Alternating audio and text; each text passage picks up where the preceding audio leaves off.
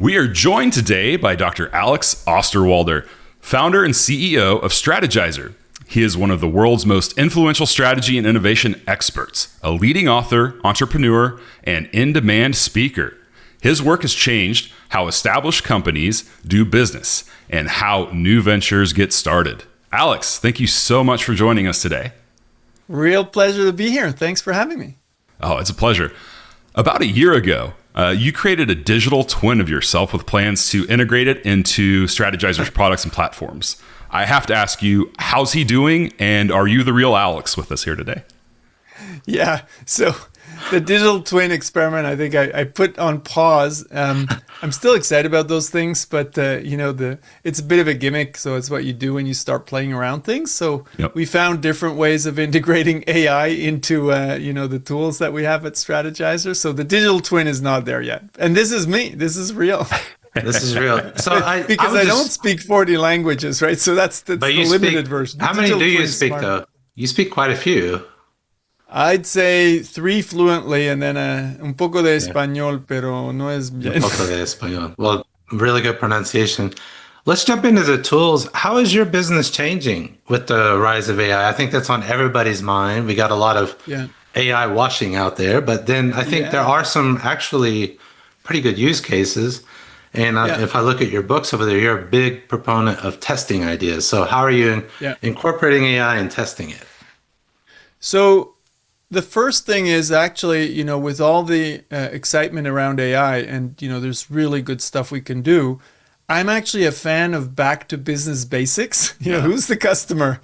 What's the value we're creating and how are we capturing value? And you know what? Those business basics don't go away. Will we have agents talking to each other, to make a purchase? For sure. But still, like at the end of the day, who's the customer? How are you creating value? The channels will change. We'll have an app store, for agents.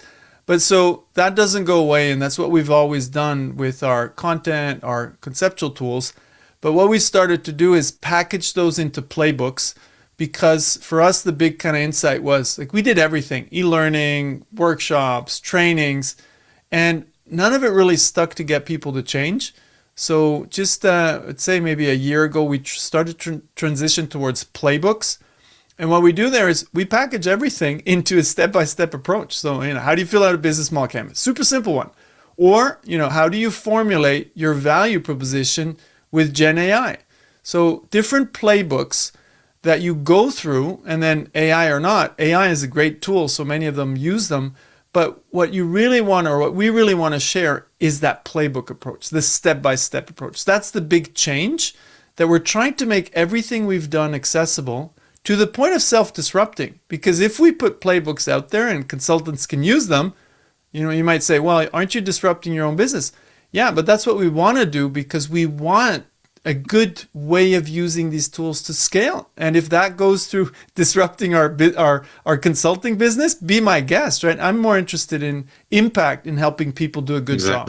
Exactly. You mentioned it's difficult to get people to change. And I know you're a big proponent, as I am, of understanding ambidexterity, the difference between explore, core business, and beyond, however you want to label that. And to me, that's always been the sticky part of getting people to change, is the incentives of the existing business model. How do you think playbooks help overcome that traditional dilemma that O'Reilly and the rest have outlined so well? Yeah, so the concepts have been there for a while, right? So a lot of people help contribute to this, the Ambidextrous organization, there's case studies, and so what you really want is that people practice these things in a different way. Yeah. So typically one, that is a straightforward kind of playbook is just map your portfolio of existing business models, look at the disruption risk, and then ask, with what you're doing today, are you going to be able to, to fill those gaps? And then what's the Explore portfolio, the new things that you're doing? So just mapping a playbook to map the things that you have, assess them, and then map the things that you're doing. That's a health check. But then, and this is not a playbook we designed yet in our public library, but I've done workshops like that. It's, if you look at some of the new things you're doing, and there's a slightly different business model, you need to ask yourself, well, is that going to get killed by the existing business model? Because the existing business model, or the dominant business model, and it's sometimes models, but it's generally one model, is the dominant business model going to kill everything else? That's the biggest one I see, where, you'll have CEOs, they actually start projects, and then you have all these adjacencies, but nobody takes care of really asking, what's the leadership playbook to protect these new and emerging business models? And when I say business models, it sounds pretty crazy. It could actually just be new channels with a slightly different product, and that will already get killed, right? Because the sales force will say, new product, I need to explain this. You know what? I need to make my bonus. I'm going to take the one I already have the slide deck for. I know customers, go with that. So it could just be a slightly different business model. So the playbook to assess is your dominant business model killing everything else? That's one that I think is super practical. And what I'm seeing in the leadership conversations I'm having, there's not a big awareness that the business that exists is spitting out all these antibodies and killing everything else, right? So that's crazy, because it seems pretty basic, but it's not, because we just get preoccupied with managing what we have. Well, and I have found that it's difficult to get people to understand business models. And I believe your definition is, how do you create, deliver, and capture value, right? And that sounds easy, but finding all the details, the customer segments, the customer problems, the channels, how you sell, that's not easy to track when you're being measured at the P&L level. You have you always say this, CEOs have tremendous pressure delivered to the top line and bottom line. Yeah. Not necessarily track the hypotheses of their business model, right? Yeah. And you have that big word behind you, Strategyzer, right? That's the name of your business. One of the things I've struggled to get across to people, I don't know if you have, how people understand this. What is the connection between strategy and business models? Because I find people have difficulty understanding the difference. And should strategy also be treated like, this is a leading question a little bit, should be treated like you would business model hypotheses? Because they're very connected. Yeah. The way I look at strategy is, a bit more like Roger Martin, frames it as, where do we want to play? So you just kind of look at the direction. You say, hey, do we want to do AI or not? Do we want to, create AI first business models or not? That's a direction. That's a strategic direction. And then the business model translates that in something real. So I think, the strategic direction, I don't think we really need to go too deep in the hypothesis, because it's a broad direction that is probably kind of, pretty obvious. The less obvious part is, how are we going to make that happen? Because then people say, well, that strategy didn't work. Well, strategy is about translating a big strategic direction into something a bit more concrete. That would be first the business model, and that then translates into value propositions and go to market and all of that. So the key is to make all of this visible and tangible. And where the hypothesis come in is that the direction is probably one, and then on the business model level and value proposition level, you ask what needs to be true for this to work, and this is what you test and iterate and adapt. Yeah. So you will have to have the right business model to go in that direction. And it's at the business model level that you iterate. Now, there's one level in between, so that would be more for one business unit or for a startup. If you're a corporation, let's say L'Oreal, you actually have a portfolio of business models. So that comes in between. And then the strategic direction is, okay, what's our overall strategic direction? And then you give it a guidance, a portfolio guidance for the existing business model, and a portfolio guidance for for the Explore portfolio. And let me take a case that I like to use a lot. I know China's not, en vogue these days, but with Ping An, we have a nice case of a company that said, before AI became very popular and accessible, they said, we're going to invest heavily in AI. We're going to use AI to improve our existing business models, better customer experiences, more loan applications. It's a financial conglomerate.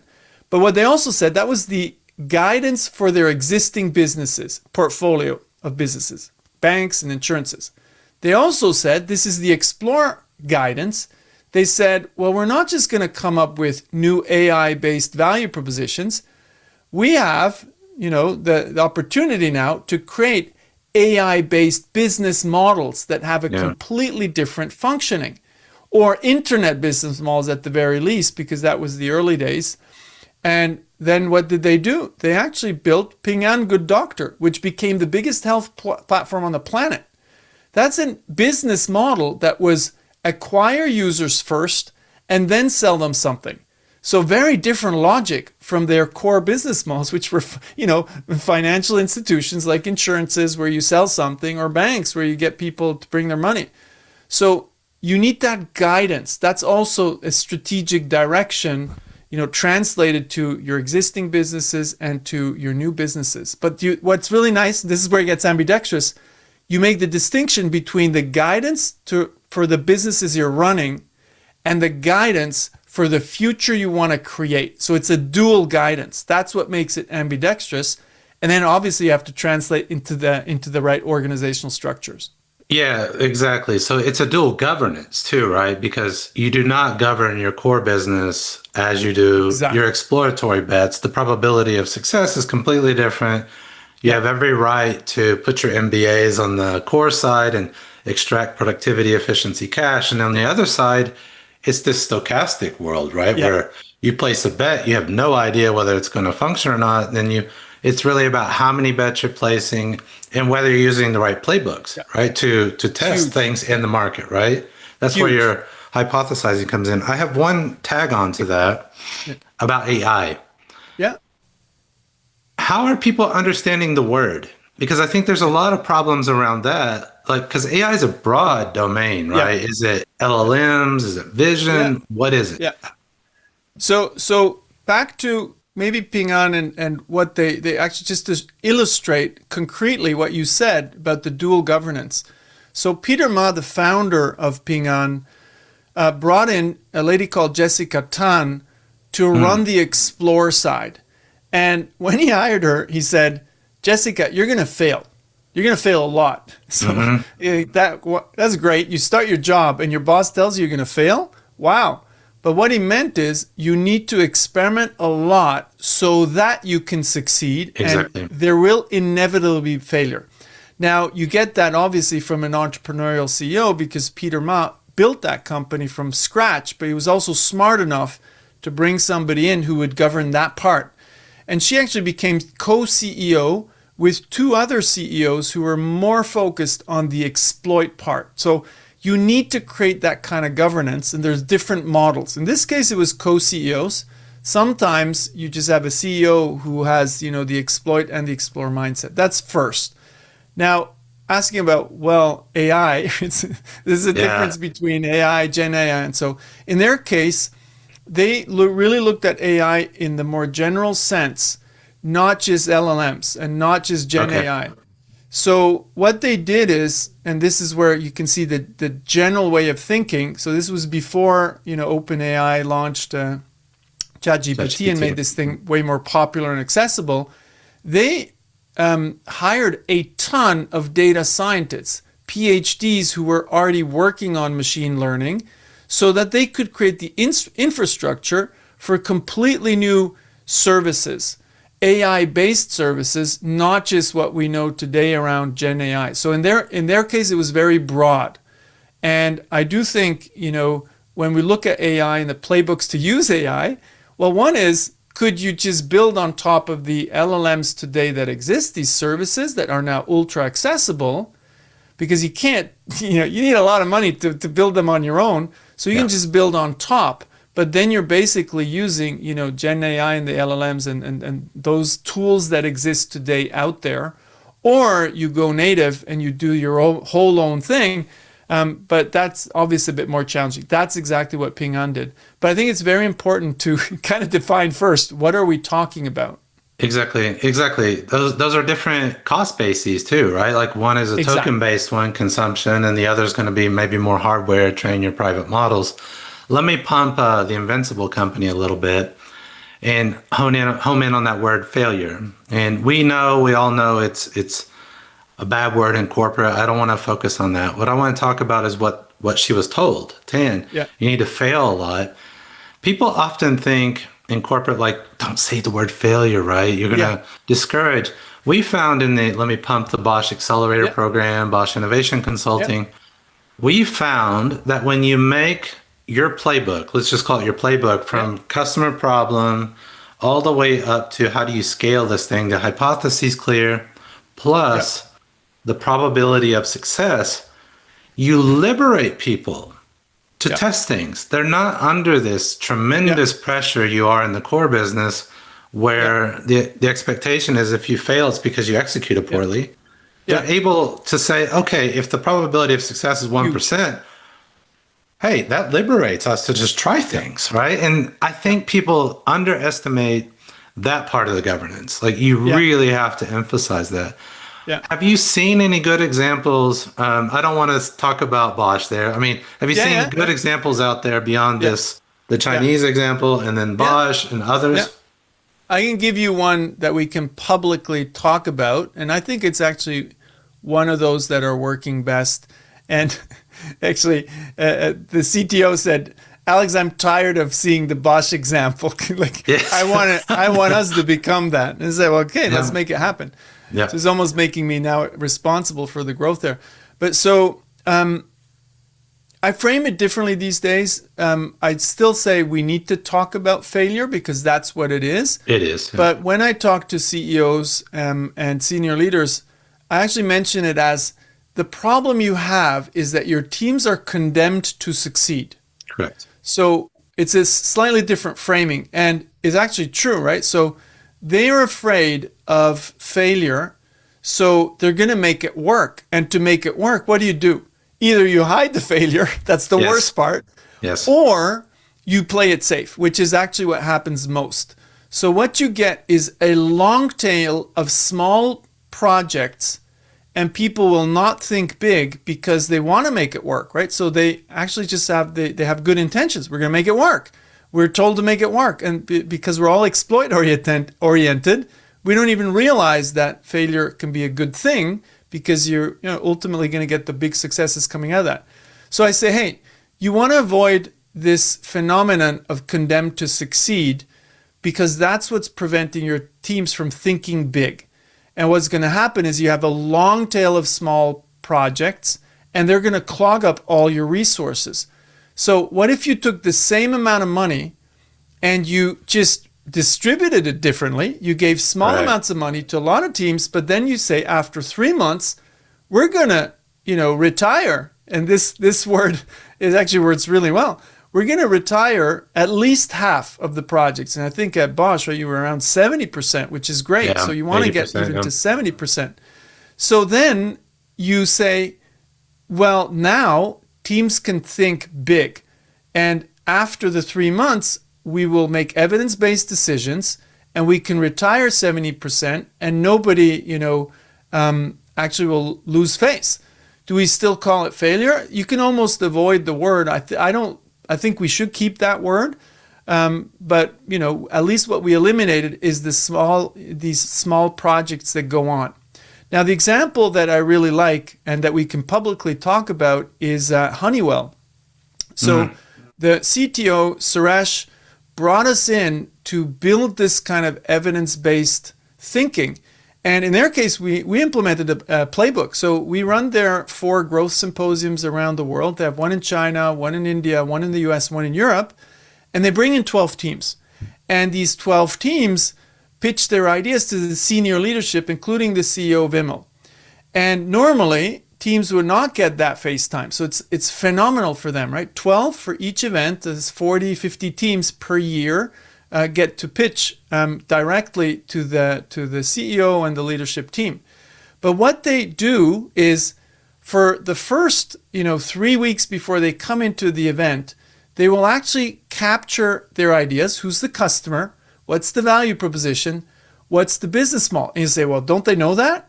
Well, these are teams that focus on technology, so they didn't make it super explicit, right? In a simple way. So they kind of know, but they never made it explicit. So we give them the tools to do that.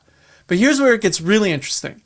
And that's where we kind of go towards the Bosch model, is we now ask them to make the evidence explicit that they have? Do they have customer evidence? Do they have evidence that customers want that value proposition? Do they have evidence for willingness to pay? And the one tweak that we really brought in, and we built this with a conglomerate of people, this evidence strength, and Bosch was part of that conglomerate.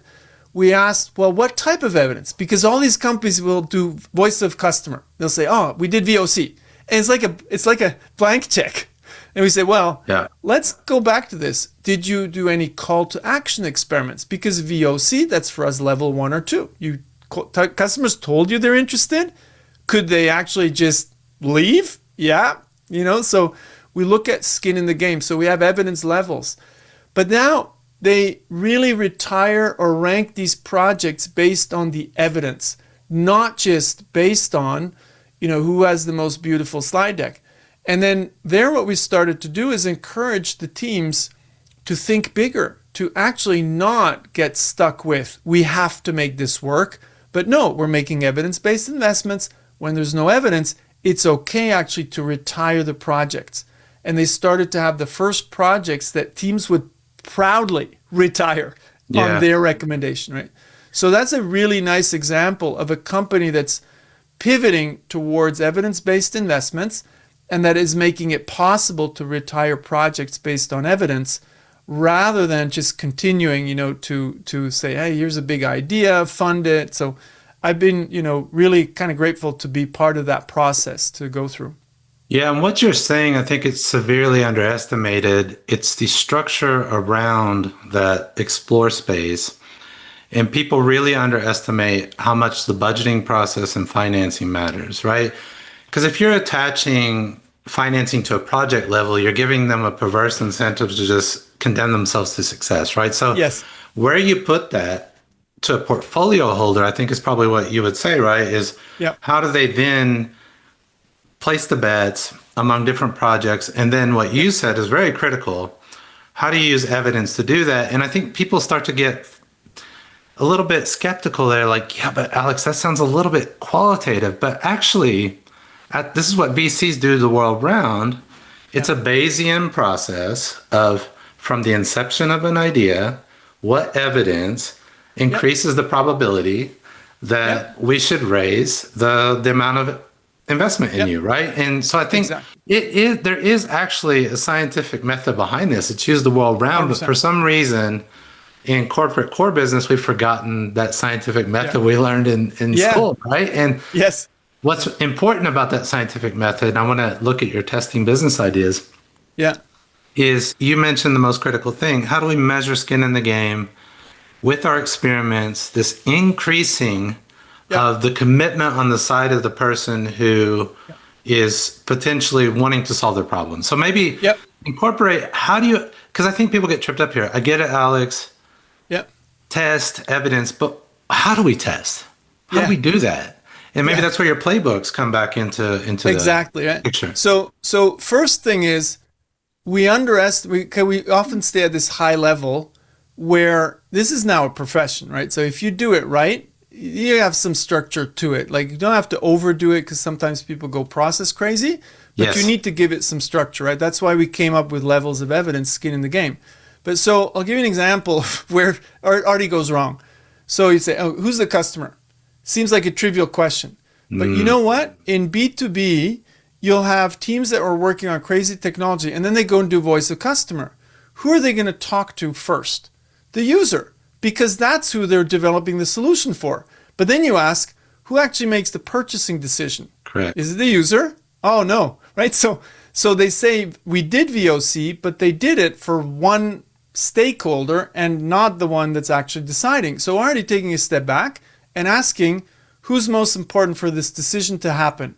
And now you ask, do you have evidence for the decision maker? Or sometimes it's actually the channel partner who's most important. That's right. Do you have evidence for the channel partner? So that already is it was an eye-opener for me that sounds simple, but actually people don't go back to that. The best, product owners will do that, but if you're in a large company, you want everybody to work like that. So that's number one.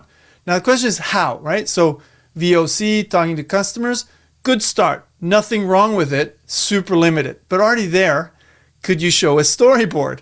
That's already better because they react not to just to a survey, but to something more concrete. But here, I'll give you a concrete one. And this one is one that we discussed a lot in the Honeywell context, and they got super excited about this. So we say, okay, if you can do a customer co-creation workshop where not just the users will show up, but the actual decision makers, you fly them in, guess what? That's skin in the game. That is more than a little call to action. That's what we call on the scale 1 to 5. That's an evidence 4, because there's quite a lot of skin in the game. If a customer, the CEO, shows up and takes half a day, flies in with the plane, might even cancel the flying back because they get so excited. And here's the other thing. Sometimes, even if that's not the goal, they say, wow, we were never treated like this. We feel more like a partnership now. And all you're doing is actually trying to test and co-create. So that is one example where you get more skin in the game. Now, the other one is, when you're in B2B, you might have your first clients, and that's where the stuff was already done, right? So you're getting to the first contract, but you only have one. So then you ask, okay, that's level 5 evidence. You got somebody to pay. But then you ask, is this customer representative for the industry? Are there just 5? Okay, that's a good start. But if they're 500, one is one level 5 evidence. What other experiments could we run? Could we do co-creation workshops? Could we get skin in the game? Now, let me give you a completely different one. I was with this is also B2B. I was with a team, and we weren't actually hired to do this with them. We were developing a methodology around value propositions, playbook that we would scale. But then one of the teams said, well, Alex, I want to experiment, but we can't really, show these things, etc. And we're already kind of here doing this and that. I said, okay, how could we, I asked them, what could we do to go beyond what people ask? Could we get more skin in the game? And then immediately, so this is where you don't need to go back to a book, to do it, but you just give them the basics. So that lady who was in the workshop immediately understood, and she said, okay, I could actually ask the customer to sign a document that says they're willing to be a case study if we actually start to develop that software. So think of it. People are not going to sign a document to be a case study if they don't believe in this. Is this strong evidence? No, it's level 3, but it's more than what people say. Yeah. So I think we have way too much creativity at the beginning with new ideas, and we have way too little creativity in the experimentation process. That's where we need to be creative, in particular now with AI. I'm with you. I mean, I think there's this overemphasis on ideas, and I always say no idea is true at inception. It only becomes true as you gather evidence and experiment. But you're embedding something in there. You're saying level 2, level 3, level 4, level 5, but the criteria change, right? It's one is like customer pain. Is it strong enough? Here's an experiment. Do you have proof? Are they paying? Another one you mentioned was, does it scale? Is it just your friends in West Stuttgart, right? Or is it a global business, or is it a Germany business? And those are different kinds of evidence, and I'm sure they're all in your playbook. Yeah. I wanted to give one example. I'll hand it over to Jason to move us along. We had a team at Bosch. They were working on a sensor that sits on a production line, and it measures something where the maintenance people would come in, and you would avoid them coming in, which is presumably a value proposition. And they went to this major German OEM car manufacturer, and the plant manager shut down a line to test it. And they came back and but they didn't pay. I was like, do you know how much it costs to shut down a production line, right? Exactly, That is a proxy, right? And so you look for proxies that signal those increasing levels of evidence, right? Exactly. And I thought that was one of the most beautiful examples. They prove skin in the game, and that there's a real pain where a plant manager whose number one thing is never shut down a line, shuts down a line, right? Jason. Exactly. Yes, huge. That's huge. And let me just build on what you said, because you said, well, it doesn't prove everything, or, so here's where the other thing what people get wrong. They said, when somebody, did this or that, said, but that doesn't prove the idea. Well, have you ever heard a scientist who tries to prove everything with one experiment? Yes. So you'll have different experiments to prove that customers have the jobs, pains, and gains. You'll have different experiments to prove that they want the benefits. You'll have different experiments for willingness to pay.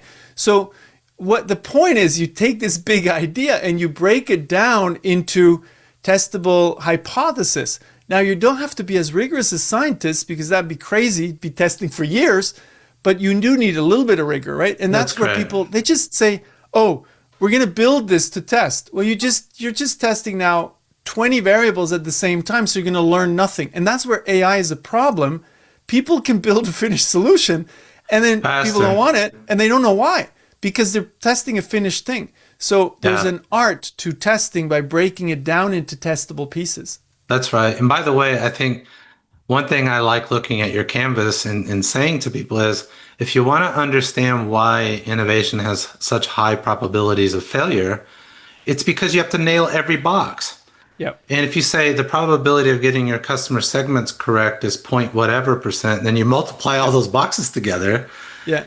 And it's even inside of a box, right? Like, did you get the customer segmentation? Did you get all the personas? Did you get the whole buying environment? And then it compounds. And that's why having a playbook, and I love what you said, make those assumptions explicit, test them and experiment. There's nothing more important, so that people understand why it's so hard. And let me build on that for a second. There's a playbook that we created that does exactly what you say. Is, you ask yourself, how close is my project to success? And you'll need to find evidence for every aspect of your business model. And if you have only, level 1 evidence for each one of these, you're pretty far away. But here's the other neat thing is when you break it down that way is you can start to have a risk profile of different ideas. And the silly example I use is Lego Friends versus Lego Movies. Lego Friends sounded like a crazy innovation for Lego, but basically most building blocks were already proven. Can they manufacture those blocks? Yes. Do they have access to the channels? Yes. Price is probably going to be the same. So the only thing with Lego Friends is this was a Lego box targeted at girls. Yeah. So the question was, would the parents and the girls be interested? That was the only thing to really test.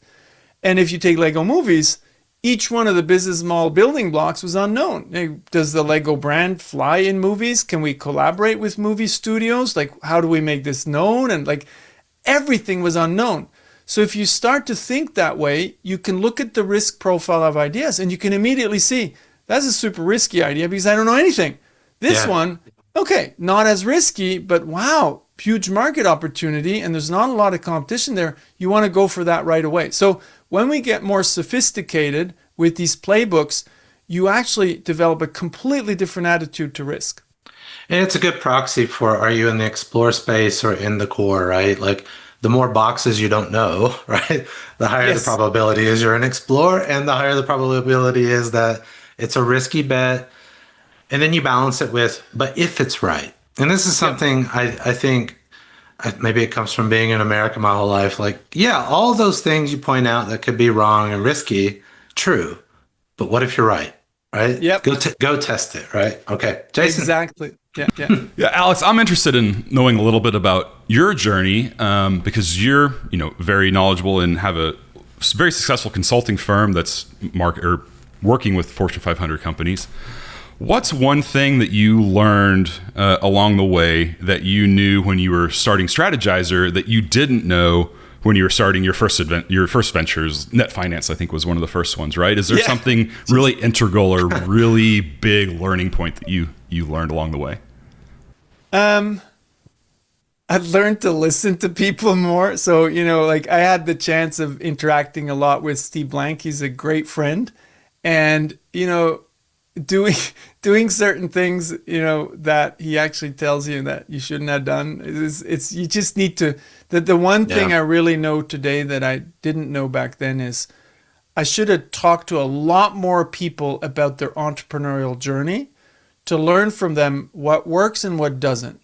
And when you are in a, startup ecosystem like the Valley, like London later on, or other places, Berlin, you just live in this and you hear all of these things and then you hear what's stupid and not. Well, guess what? I didn't grow up in these ecosystems and I made all the stupid mistakes because, I just thought, okay, well, I can figure this out.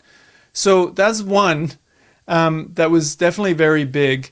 And the other one is I started to really understand what it means that, when you have too much money, you're actually going to make more mistakes. So one of the problems of our success with Strategyzer was that our tools were so successful that we could actually self-finance most of what we did. And guess what? That led to burning way more money than we needed to because it was there and we wouldn't test as rigorously as we sometimes tell others. So, like the medicine that we gave others successfully, we didn't always swallow that. But when we did, it actually really worked. So I believe, Vinod Khosla said this once, the more money you give a startup, the less likely they are to succeed. And there are a couple of examples like that, right? Like, was that Quibi was a great one. They raised 1.7 billion or 1.6 billion, and they went bankrupt like in 4 months of launching the product, which was supposed to kill Netflix. Too much money is actually pretty bad because you don't test anything. So that was definitely one of my those were two big lessons. Really try this out first with a lot of, people live in the startup ecosystem before you do it yourself. And then you just make sure you stay frugal until you actually really figure it out. So premature scaling is something I did a couple of times. Maybe the big one for me, just thinking about this, I never thought about it this way, but it was also, looking at internet businesses, I always thought that when you figured it out, it's going to scale on its own. Because we put, on the cover of magazines, all these companies that almost grew magically. So you think that, once you figure it out. So for me, it's always been pretty easy to go from 0 to maybe 1 million or so, or more. But then, when we hit a ceiling, I thought, okay, this is not it. I need to start something else. Rather than actually saying, hey, we made it to 1 million. That's pretty good. Let's see how we can break through the ceiling and pivot some of the stuff that we're doing. So it took me a bit longer than it should have been to actually learn that you need to break through the ceiling again and again and again. And that's what really great companies do. Now, at the same time, I'm also more relaxed about scaling. I used to want to scale a lot and thought if you don't make like 200 million in revenue, you're a fraud and a failure. I kind of relaxed on that, and I just, want to have an impact and scale to a certain level because, again, the numbers are very clear. Very few companies make it to the very, very top. And is that really a goal? Like, to be big is for your ego. I'm really into ego dissolution these days. You're into impact. You're into impact. Huge. Yeah, it's about impact. Well, $1 million these days, if you attach .ai, you can get a 30x valuation. You get the money. So, and that's crazy, right? So I actually think this is another one of those great experiments. There's so much money out there. It's going to be interesting to see, right? Because with Quibi, and so I remember Steve Blank and I discussing, is that over the lean startup thing that if you just have enough money, you're going to make it? Well, that wasn't the case with Quibi and there are other cases. And I think with AI, we're going to see the same thing. Very few are going to succeed. And those who are a little bit more iterative in the testing actually will probably get there in a better way. Well, and it's ironic. And I think I heard Steve talk about that in your masterclass at Imperial College last year, right? It was that the ironic thing is when you give somebody a bunch of money, they focus heavily on the technology, and that used to be a bottleneck. Now with AI, you just speed up to the prime realization of all startups that kills you is you just get faster to the point where you figure out nobody cares. Right? And that's the thing that kills you. And I'm with you. I think there's just, because the volume is huge of all these bets being placed, there's going to be a huge cleanup of failed startups, right? The graveyard is going to get bigger. I wanted to emphasize one point you made, and it was a really unique thing I've experienced in Africa. And there was a former diplomat there, and he said, in Silicon Valley, he was talking about startup ecosystem in Africa and what it needs more capital. But he said, the other side is this. Silicon Valley, they're flush with cash, but they're not validating real problems, and all the things you just talked about. He said, what African startups need to be is camels. They need to make a little water go a very long way. Yeah. And I think there is some truth to that, right? That without the cash, you get more creative on testing the ideas. And then you prioritize those tests because you simply don't have the cash, right? Yeah. To test everything.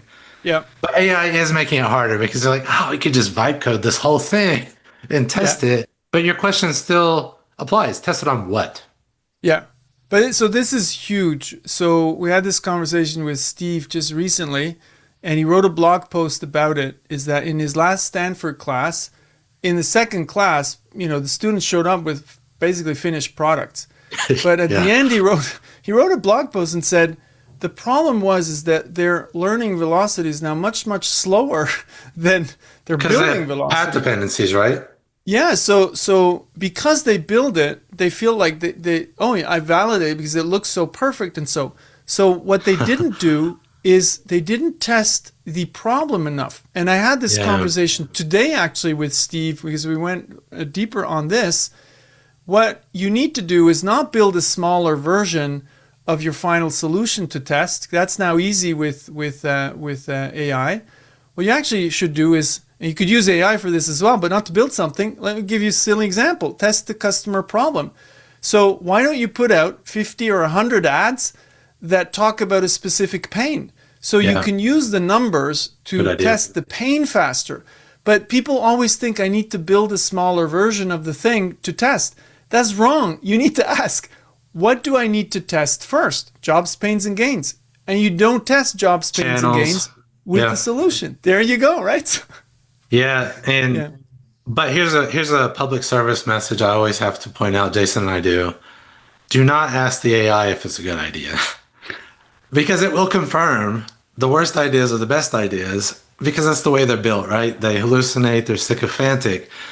The ultimate test is exactly what Alex keeps saying. Test it with real people, with real customer personas in the market. And simultaneously, and I want to point this out because I think I learned this from you, like you can test your revenue model and channel simultaneously, right? Is this the way people find such a product, right? That's a big test. Are they finding it through the channels you supposed? And so I think that's the real hope for me with Lean Startup and AI is it makes it easier to construct the test, but you still have to test. Yes.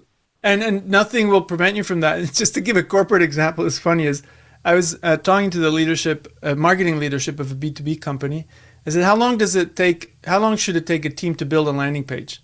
And you see all these marketing leaders, from a traditional B2B, like maybe a week or so. And I said, no, 5 minutes. They were just like, what? Literally 5 minutes, right? So we do this now. And then I asked them, well, how long do you think it takes in your company to get that website, that page that you built in 5 minutes approved? 3 weeks. So the problem we have today is that corporations are preventing teams from testing fast. There are crazy cool tools out there to go really fast, but the corporations is not allowing them to. So this is a crazy moment where the very few who get it will really be able to accelerate. And as you said, it's still humans that need to drive this. I think the autonomous innovation thing is like a pipe dream, but at least for the next couple of years. So it's just about leadership enabling this. So let me dig in there because I think there's a really important point around this. Those corporate processes are perfectly written for a bygone era. Yes. Right. So we have to be a little bit forgiving of them, right? Those IT processes maybe made sense for the SaaS world, right? And the security policies and et cetera. And they also have the regulatory burdens. You got GDPR in Europe, you got the AI Act, you have privacy. People are rightly concerned about that. How, and this is what I heard you and Steve talking about, how in the playbooks do we think about, it's almost like there needs to be a constitution there, right? Yeah. Like, what are we allowed to test in IT? Is it different for the core than it is for the Explorer, where we allow more risk? Yes. I mean, you get my point, right? So how 100%. Do we address that? Yeah.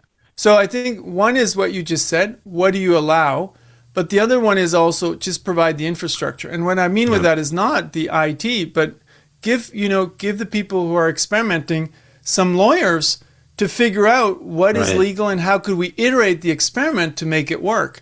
So, we work a lot with pharma, And the beginning, they didn't even have a lawyer to help their teams, figure out how to do this the right way. So rather than having people shut you down, give them the right people to enable the experimentation. Or, Right. some of the rules make total sense. You want to follow the brand guidelines. And so is it super important? Not really, but we still kind of want to stay more or less on track. Well, give them a designer who just, uses whatever Claude design to help keep things on track. So we don't take that infrastructure, because today exploration is, in terms of infrastructure, terribly underfinanced, and it's overfinanced with big bets. So rather than just making big bets, start to finance the infrastructure. And I don't mean a fancy building with whiteboards or whatever. I mean actually putting the right infrastructure in place so that the teams can iterate really fast. Let me give you an example, and it's something I think companies need to take seriously. And I'm digging into this because I think it's one of the biggest inhibitors. Take Nestle, right? It's a branded house. They probably don't want to be experimenting with Nestle, right? The brand. You should take seriously the idea of spinning up new legal entities and testing off brand, right? I mean, you got to be that experimental with your own model to get outside of the constrictions of the core business that are there for a good reason, right? There are legitimate reasons for those to be there, but then to really make this, your playbook come alive, right? The playbooks that you're writing and the testing environment, you really have to think creatively about how do you test them legally, ethically. I think ethically is very important, especially with AI, right? So I want to emphasize that. But actually test the things that are driving your business model, the most crucial assumptions. Yeah. Huge. And just be creative, right? I mean, so I think on brand is always best. So taking the brand, I mean, we worked with a beverage company and we got them to put a box with colored water. Like they sell whiskey, but we got them to put a box with colored water in a shelf. And then people would go to the checkout and then the cashier would say, hey, this was an experiment. Here's a voucher. Would you be up for answering a couple of questions? That's ethical. But people love it. They want to be part of. Is this going to risk? Is there any brand damage? It's zero. Like this is 1 in a million, and they're going to love it. So it's almost the other way around. So I think brands kind of go crazy on the wrong things. It's much more expensive actually to do what they're doing today by preventing these experiments. Yeah, and you mentioned sales earlier, and for people who don't know, sales is one of your biggest blockers for innovation, because if you slightly change the revenue model or the product, of course, salespeople don't want to put unproven things in front of their customers. That makes sense, right? But you can run a different experiment out there, right? You can put engineers out there to talk with customers. Sales teams are notorious for wanting to own their customers. But where we convinced them was put an engineering team, a UX team, designers out there, co-create. You talked about this earlier. And you know what happened? Those customers came back to the salespeople. This is how we built their trust. And they said, the customers came to them and said, why weren't you doing this more often? Why were you not co-creating and finding out the problems we face and building the solution to the problem instead of assuming, right? And then they bought in. But it takes really creative ways to get around this sort of sales conflict with other teams, right? Yeah. Just change the context. It's an experiment, right? It's so important. And that's huge, because typically, one of the last Honeywell growth symposiums, one of the team members walked up and said, Alex, this co-creation thing was amazing because now customers perceive us as partners. So once you have that, the sales team is super excited because you do work much closer. Now, back to the pharma companies, I remember, you have one customer is the government, and they were really reluctant to test because they said, we can't look, like we don't know with the government. Yes. And then, but here's what happened. Once they went to the government, it's exactly what you just said before. They said, why didn't you come to us earlier?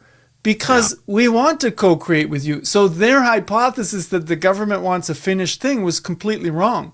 So we have all of these myths around, testing that we just have to trash because the cost of not testing is so huge. Yes. And if we did this a little bit more professionally, I think we'd get, you'd get a lot further. It's a young discipline, but I'm still hopeful. It's true. It's true. I mean, my saying is, you don't plan a marriage and you haven't even talked to the potential spouse, right? Talk to them first, right? All right, Jason, I think we're running out of time here. Any last questions, follow-ups? Yeah, let me just give the flip side of that, because I've been an individual contributor in sales for a long time. I've seen products come down the pipeline that were clearly a competition play. We were following what the market was doing, but later, and the product was half-baked, it wasn't ready. And also on top of that, they incentivize all of the sales staff to push that single product with, a different type of commission or, bonus structure, multipliers, that kind of thing.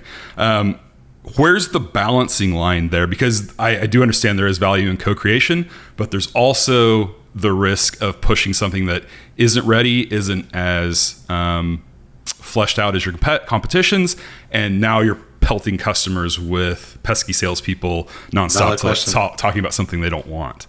Is there a good way to balance that? So I'm not sure if I'm understanding, but when you're actually experimenting, when you're doing co-creation, you're not selling. So it's the other way around. It's when you don't test that you push a half-baked product. That's right. And I'm 100% with you. What you said about competition. So again, I'm working with a company where we're looking at the value proposition, and we're working with the product owners. And one of the things they say is they look at competition, and I say, well, don't, because actually differentiation is already the second thing that matters to the customer. First is, do you create value? Yep. And if you can answer that with yes, then you can ask them if your differentiation actually is meaningful. But those are all experiments to avoid exactly what you said, so that we don't push down a half-baked thing that doesn't create value. So I'd almost say the opposite is, today we're pushing stuff because we want to make the numbers, and we don't take the time to experiment, even though it could be fast, right? But the current testing processes are too slow. So not testing leads more to what you just said. I actually see that a lot when there's no experimentation. As soon as there's co-creation, there's also less pushing, because the customer will tell you, I don't want this. This is too half-baked. They won't mince their words. Like, the customers are very honest in most cases. Depends on some cultures. So I'd almost say that when it's done right, it prevents what you just said. So I'm with you with the phenomenon you're seeing, but I think the testing actually helps avoid that. Yeah, and I think the experiment, Jason, and I think this is the important point, is don't test new things with your existing sales channels, right? With those existing sales people. Maybe have a different business developers do that, or designers to do that, before you hand over the mature thing after it's already been validated. Well, and so the concept, I think the misunderstanding was on my side, because the concept is so foreign of, a strategy and product working with sales and the customer all at once to now build something is so foreign to me. It doesn't happen very frequently, I don't think. So that was a little bit out of my believability sphere, I suppose. But when it happens, and so I'm with you. Like, it doesn't happen a lot. And I ask customers, like, oh, is this the general case? So when you have that partnership, it's generally the exception. So I'm 100% with you. This is still very rare. But when you actually start to work like that, in many, many cases, it's magic. Let's not call it, a dogma and it always works. But when you do it right, actually beautiful things happen. It's the exception. You're absolutely right. It is, totally. Makes sense. Well, Alex, we're coming up on our time here today. I really appreciate you joining us here on Show Your Priors. Tell our audience where they can find you, what you got going on, any new books, anything like that? Yeah, just go to Strategyzer.com. You'll find everything there. We do custom playbooks for companies, and we do, sorry for that. No problem. We have a playbook library that's publicly accessible, where we take everything we do for large corporations and we make it accessible to any team. That's what I'm most excited about. We are probably going to launch some smaller books around, typically better revenue is one that I'm really excited about, that's going to feed into the playbooks. So just a better way to create a better business model with better revenues. I'll keep it there, so that you can actually increase the value of your company. So a lot of stuff coming. We also give a lot away, so just check out the website. All right, cool. Thank you so much for joining us. Thanks for having me. It's a wonderful conversation. Great stuff, Alex. I just wanted to take a moment to remind you that Michael Nichols' new book, Fatal Abstraction, is now available for pre-order on Amazon, Barnes & Nobles, or wherever you buy your books. I'll leave the link below for Amazon, and we hope to see you next week when we'll be back with a slightly new version that we're excited to debut for you. We'll see you then. Mama, I think I made it. I'm kinda like Tulsa famous. I'm hanging out with Gary. Now they know what my name is. Feeling like Sir Mike, it's money in my name.